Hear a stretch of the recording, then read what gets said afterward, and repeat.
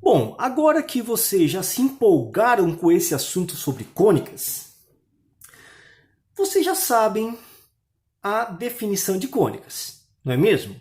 Dados dois pontos, que esses pontos eu chamo de foco, F1 e F2, uma elipse é o conjunto de pontos no plano, tais que a soma das distâncias do ponto até F1, do ponto até F2 é igual a quem? 2A. Lembra a constante que eu falei anteriormente para vocês? Então, essa constante é 2A, ou seja, a soma da distância é a mesma que a medida do eixo maior. Beleza, pessoal? Tem uma coisa bem legal nisso. Então, se foi definido, foi descoberto essa relação que D1, D1 mais D2 é igual a 2A, então eu posso dizer que essa medida aqui é A e essa aqui é A se eu tiver um triângulo, formar um triângulo aqui que seja iguais. Na realidade vai ser formado o triângulo se eu pegar aqui, num vértice.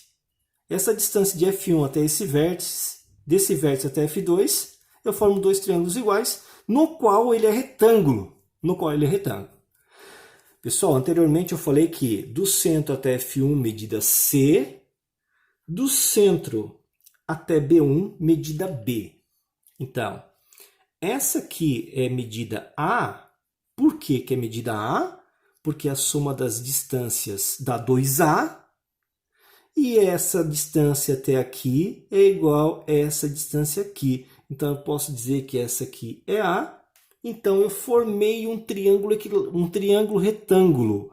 E nesse triângulo retângulo, que é o triângulo F1, 0, B1, eu posso aplicar a relação de Pitágoras. O teorema de Pitágoras. O quadrado da hipotenusa, A ao quadrado, é igual a B ao quadrado mais C ao quadrado. Pessoal, vamos lá. Então, para fazer conta, temos que saber os elementos da elipse, quem são esses elementos, quanto que mede eixo maior, eixo menor, distância dos focos, e tem aí a relação pitagórica dos elementos da elipse, que a gente conheceu agora. E mais, as equações cartesianas de uma elipse. Primeiro a gente vai estudar a equação cujo a elipse está no centro, está na origem. Então, se a elipse está na origem, a equação fica assim: x ao quadrado sobre a ao quadrado mais y ao quadrado sobre b ao quadrado igual a 1. Pessoal, aqui temos o plano cartesiano, o eixo x e o eixo y, o foco. Por que eu coloquei 6, 0 aqui? Bom, eu tenho um ponto no eixo x. Qualquer ponto no plano tem uma coordenada xy. Para mim colocar no eixo x, o y é 0. Como a distância do centro até o foco é c, aqui temos a coordenada c0. Por outro lado, o foco 1 é menos 6, 0. Porque a distância do centro até F2 é a mesma do centro até F1. Legal, né?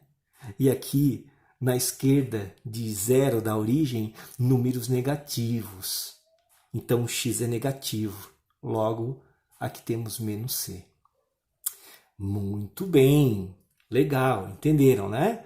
Vamos lá, continuando. Aqui eu marquei um ponto, que é o outro vértice. Aqui eu coloquei A e 0. Claro, né, pessoal?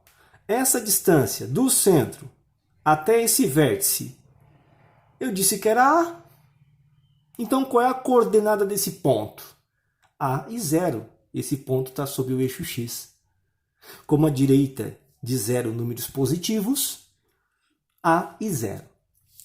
Da mesma forma, esse vértice é menos A e 0, já que eu tenho a mesma distância. Legal, né?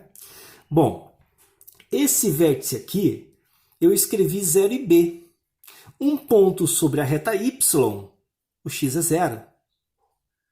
Então, como eu nomeei a distância do centro até esse vértice como medida b, aqui temos 0 e b. Na simetria em relação a y, aqui eu tenho 0 e menos b. Que bom. Que legal que vocês entenderam. Esse assunto é muito fácil, galera. Olha só. Tem outro detalhe.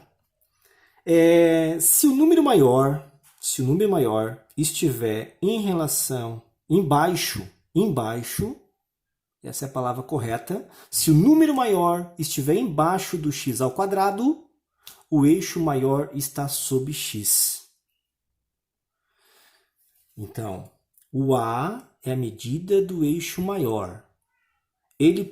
O eixo maior pode estar em relação ao eixo x ou em relação ao eixo y.